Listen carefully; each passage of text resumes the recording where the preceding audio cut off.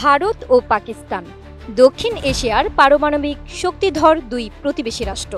পেহেলগামে সাম্প্রতিক সন্ত্রাসী হামলার ঘটনায় শুরু হওয়া যুদ্ধে 10 মে বিরতি দেয় পাকিস্তান ও ভারত।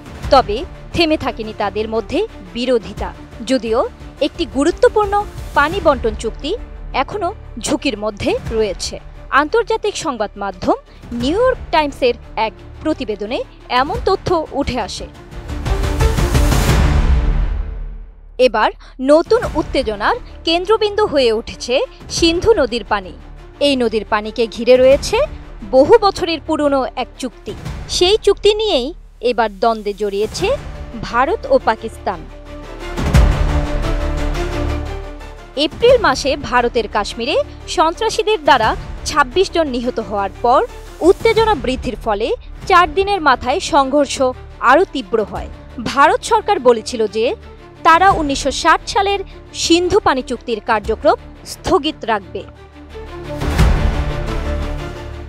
প্রতিবেদনে বলা হয়, সিন্ধু পানি চুক্তি দুই দেশের জন্য খুবই গুরুত্বপূর্ণ।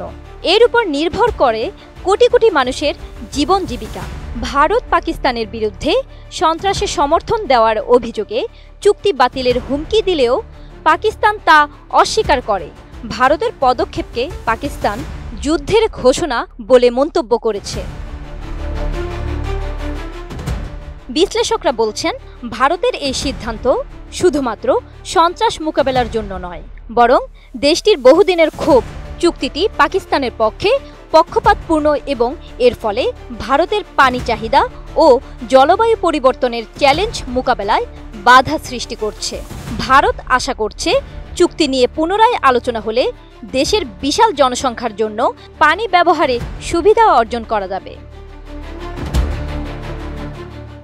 ভারত পাকিস্তান বিভাজনের পর দীর্ঘ আলোচনার মাধ্যমে 1960 সালে বিশ্ব ব্যাংকের মধ্যস্থতায় সিন্ধু পানি চুক্তি স্বাক্ষরিত হয়।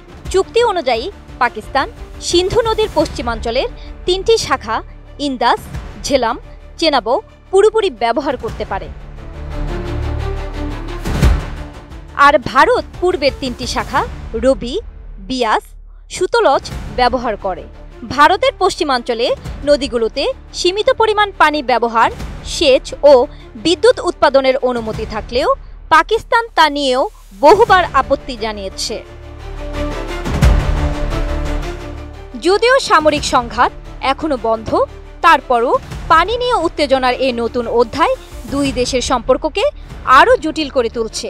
সম্পর্ক ভালো না হলেও জলবায়ু পরিবর্তনের কারণে হঠাৎ বন্যা বা হিমবাহ গলে যাওয়ার মতো বিপদ নিয়ে দুই দেশকেই একসঙ্গে ভাবতে হবে। সিন্ধু নদী একসময় দুই জাতির সভ্যতা গড়ার উৎস ছিল, তা আজ রূপ নিয়েছে কূটনৈতিক যুদ্ধের। জান্নাতুন Nahar Jerry, desk report, ATN news.